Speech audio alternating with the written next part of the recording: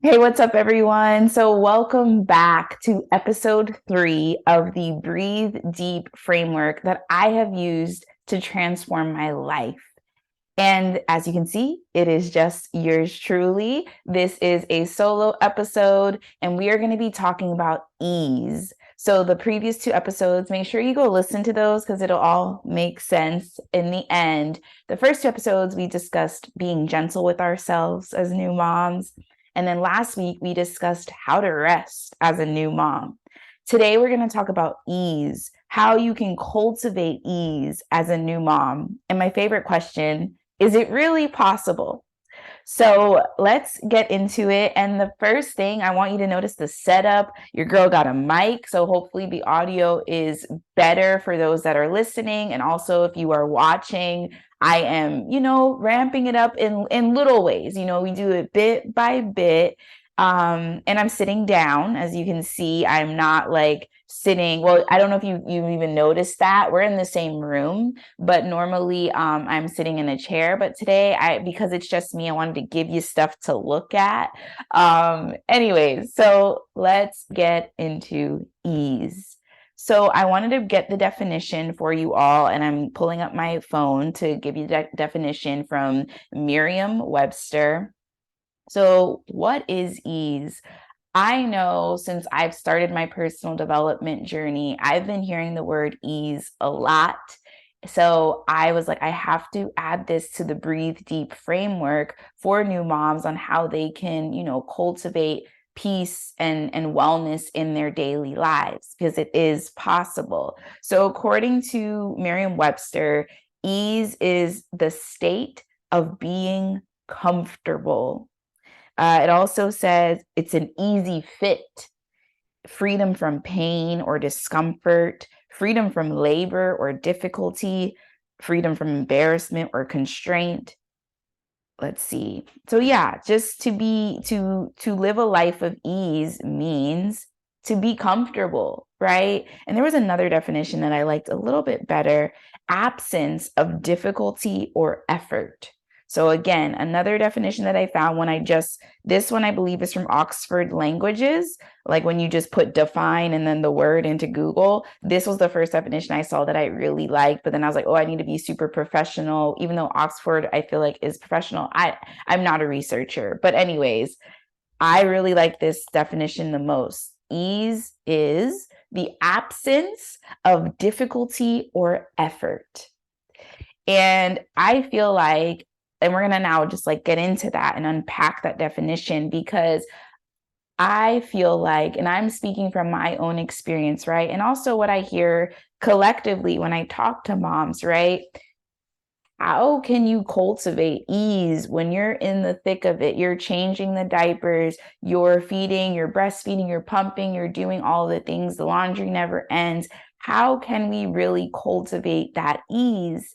And I'm here to tell you that you can do it. You can do it. And it actually goes back to which is being gentle with yourself, giving yourself that grace, right? Giving yourself that grace every single day, reminding yourself that, you're taking this one day at a time, especially if you're a new mom. This is a new chapter in your life. You've never done this before, right? And it's so interesting how we put all these, I know I put all these expectations on myself, but I had never done this before. It's a new job, if you will, right? It's a new job. And typically in some jobs, you get what, 6 weeks, right? And that's not even enough time. Maybe some jobs you get like a 90-day period, a 90-day trial period. And even those first 3 months, like bringing it back to motherhood, those first 3 months of that child being born is like, it's wild.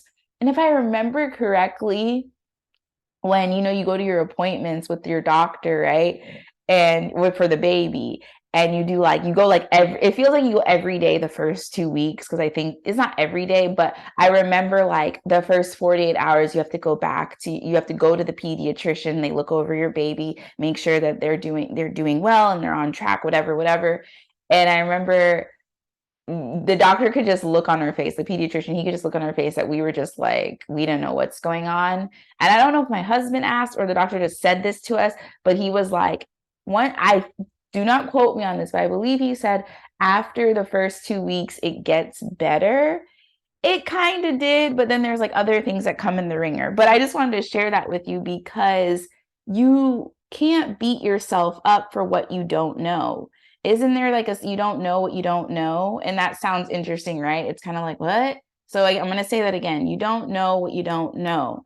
So this podcast is dedicated to new moms, right? I am talking to moms that this is your first time. And I want you to know, like, you don't know what you don't know. And I want you to cultivate ease. And how do you cultivate ease daily? By being gentle with yourself, by giving yourself grace. Okay. So give yourself that grace. Know that you're doing, I don't even want to say the best that you can, because I don't know, something about that bothers me and I don't know why, but you're doing a great job. You're doing a fantastic job because you're listening to this podcast. So you're already ahead of the game. And this is something that I was saying, actually, was I saying this yesterday? Because when you listen to this, it'll be like a week after Mother's Day. But today I'm recording is the day after Mother's Day.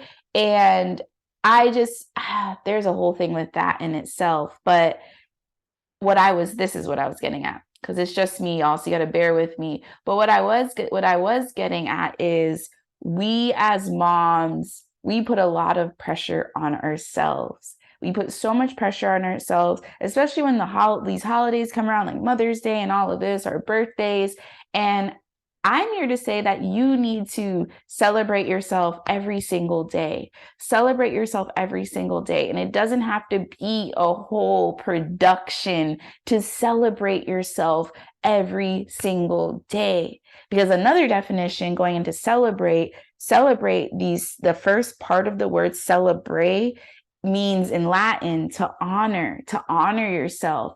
And it's important that you learn how to honor yourself every single day. So when the quote unquote bigger holidays come, like, you really know what you want, because that's the biggest thing. And I'm speaking from my own experience, like, we put all these expectations on other people, right?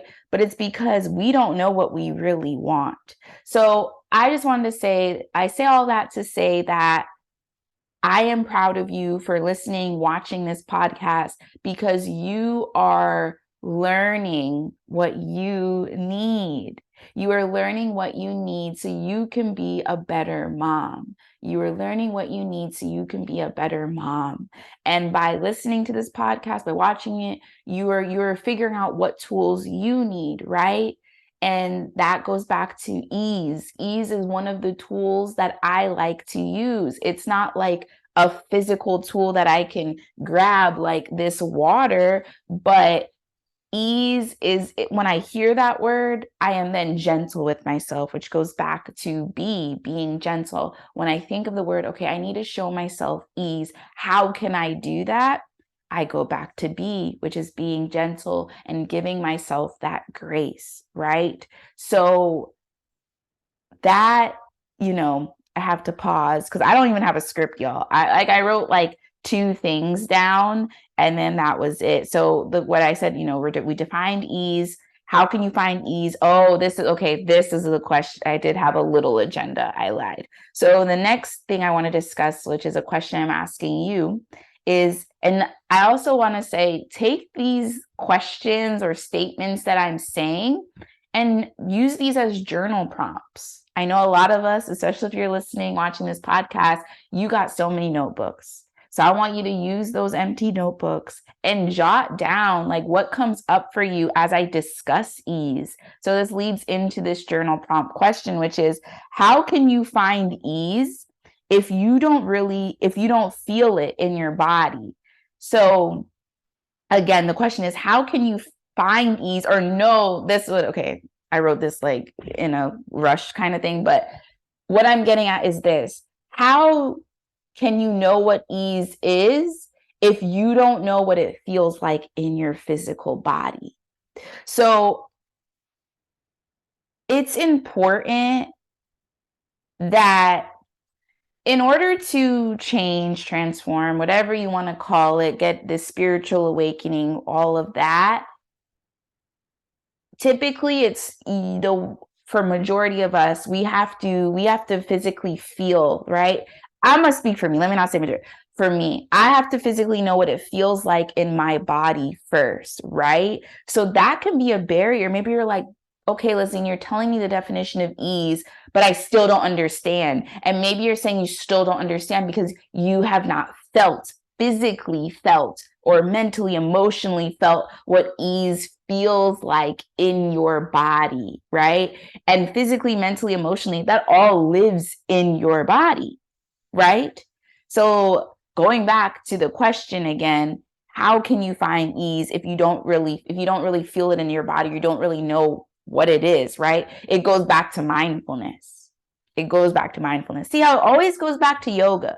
All of this always goes back to yoga. I blow my own mind because I'm like, damn, it always comes back to mindfulness and being aware. So mindfulness is being aware of your thoughts, feelings, and actions without judgment on a continuous basis. That's a loose definition, but it's being constantly aware of what are you thinking, how are you feeling, how are you responding to those around you, right? Or reacting to those around you. That is mindfulness without judgment, right? So going back to how can we find ease? How can we find ease if we don't know what that feels like? This is the answer I'm going to give you. But I also would suggest that you pause right here. Pause me and write what comes to mind. So pause. And we're back. So now that you've written how you're going to find ease and what does that mean to you, blah, blah, blah, I'm going to tell you one way you can do that. I want you, the next time you do something, or let me not give you homework, but I want you to start just being mindful and paying attention to the things that make you feel good. So if that be eating a piece of chocolate cake, I don't know why that came to my head. Well, I mean, I was going to say, I don't even eat chocolate cake like that. I do. I love molten lava cake. Oh my God. And I heard that Trader Joe's has molten lava cake. And now I need, like, that's an excuse for me to go. Because girls that know, Trader Joe's is the spot. But the parking, I don't know if this is a nationwide thing, but the parking in Orlando's Trader Joe's, the two that we have, are shit. I don't like it, that in itself. And my husband's like, you go by yourself, because the parking is really stressful. And we drive this really big truck. So it makes it even more stressful because the parking lot is made for like super small smart cars. But anyways, I digress. So find what makes you feel good. So if that's eating the molten lava cake from Trader Joe's, or hell, just going to Trader Joe's, right? Whatever it is, or maybe being outside, like sitting in the sun. And it doesn't even have to be going to the beach, like literally just sitting outside of your house, like plopping a chair and sitting outside. And I simplify that because I feel like we block our ease, if you will. Like we block our blessings, we block the goodness in our lives because we complicate it. We're like, okay, well, when I do X, Y, and Z, then I can get that ease, Lesline. When my kids, are potty trained, I can get that ease, Lesline. When my kids are, because when they turn 1, I can get that ease. And this is what I was getting at. But I hate to break it to you. If you put yourself on the back burner, and then the time does come, you're not going to know what to do. You're actually going to feel way more overwhelmed because you have been piling it up. You've been holding all of this in and not doing, figuring out what makes you feel good. So yeah, figure out what makes you feel good. So the next time you do something, whatever it is, and you're like, oh, that feels good, write that down. Write that down.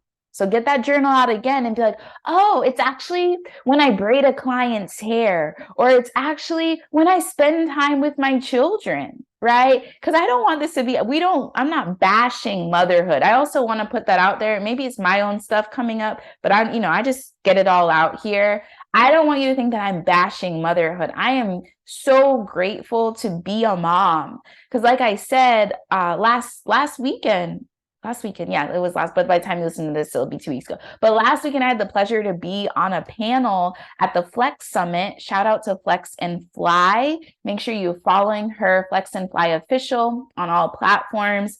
She hosted her first wellness summit, and I was on the motherhood and reproductive panel, and I shared my motherhood journey. And to be honest with you all, even when I say that, I'm like, I kind of discredit myself. Like, I've only been in this motherhood game for like X amount of time. Like, who am I to say I've overcome stuff? But there have been certain things that I have overcome and have been able to help other people. Right. So, just going back, I'm just really speaking from the heart today, but just going back to ease, figuring out what feels good for you, right? And not bashing motherhood. That's what I was getting at. So it was like, I love spending time with my kids, Lesline. Like I have so much fun doing that imaginative play, which is what Dr. Aku and I were talking about last week. Dr. Aku and I both said, we don't like to do imaginative play. That's not really fun for us. But if that's fun for you, continue to lean into that, because there's more to that. Like maybe you playing with your kids is like, figure out what it is that makes you feel good. Maybe it's because you want to open up your own daycare center, or maybe it's because you want to, I don't know, like, babysit other children. Like you genuinely love being around your children and other kids. Like lean into that. Because it will unveil other things for you, and it'll help you cultivate that ease in your daily life. Because once you're able to find that one thing that makes you genuinely, like physically, going back to our physical body, right, and feeling, once you find that thing that you're like, oh my God, I just feel like on cloud nine, and you don't shut up about it. Like you tell all your friends, your family, your partner, like, this just makes me feel so good. And they just look at you like you're crazy. Like continue to do more of that. And if it's something that you can't do every day, that's okay. That's okay. But I encourage you to visualize. You can visualize every day. So even if maybe it's going to the beach, right? And you can't get to the beach every day because you work your 9 to 5, visualize yourself at the beach. You can do that at your desk. Like you don't have to go anywhere for that. What I'm getting at really, y'all, is manifestation.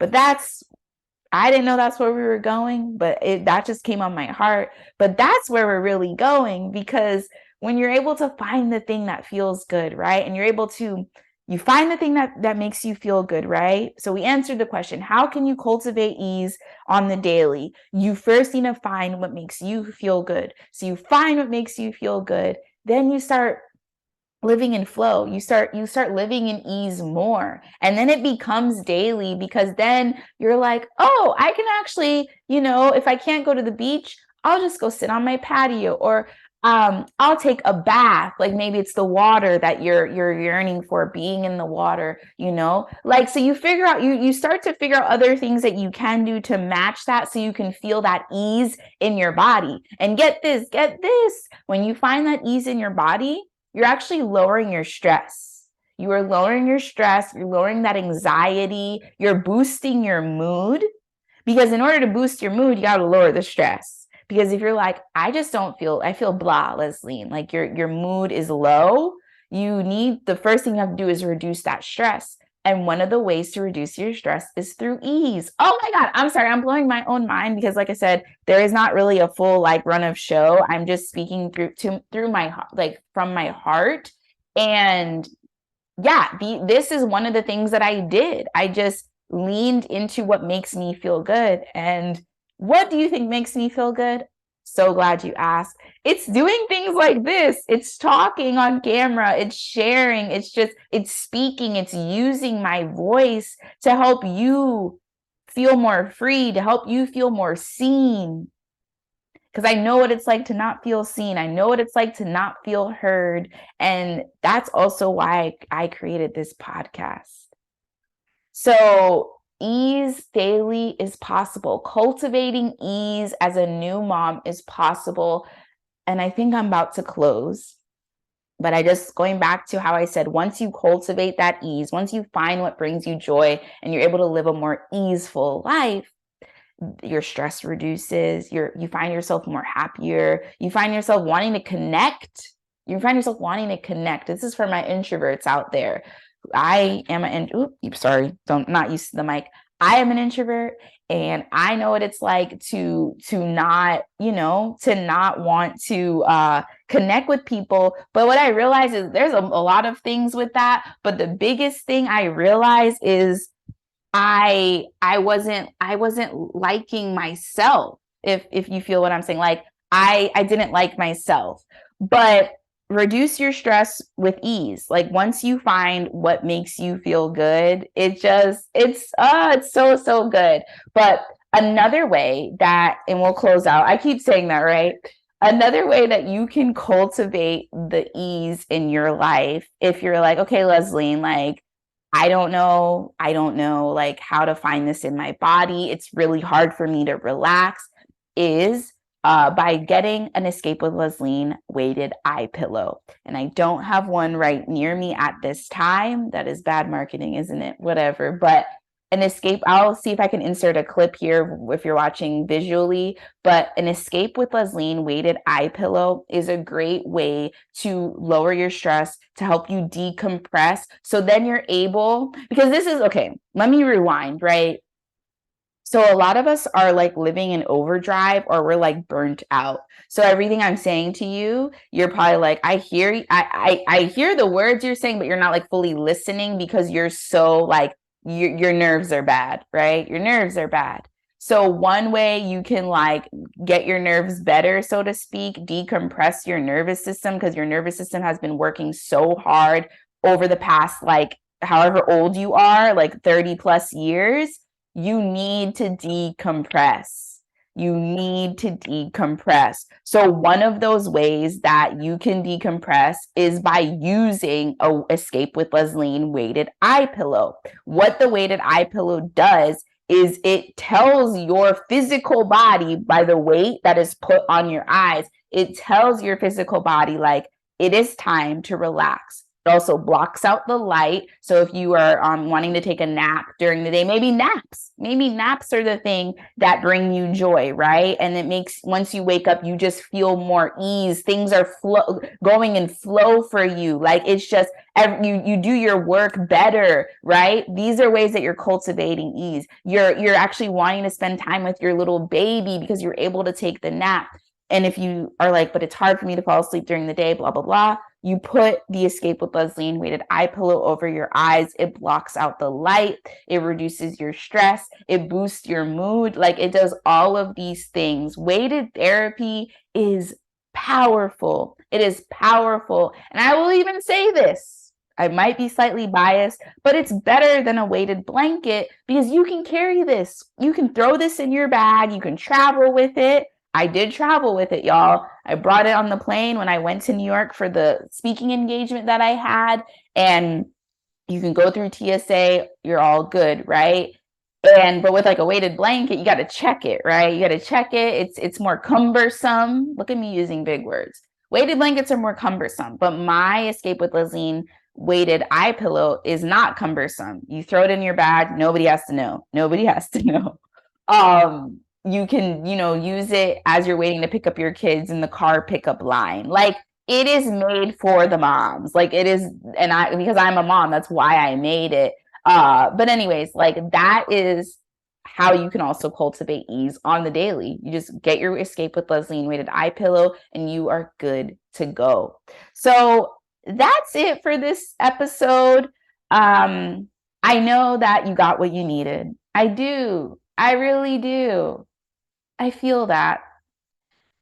Let me know in the comments below, how you felt after hearing about this. Like if you want to share parts of your journal prompt of like what makes you feel good so that you can cultivate that daily ease. I would love to hear it below. I'd love for you to send me a message.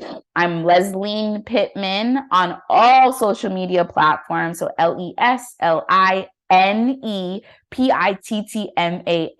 So just shoot me a DM if you're like, oh, this really resonated with me, Leslie. Can you go more into detail?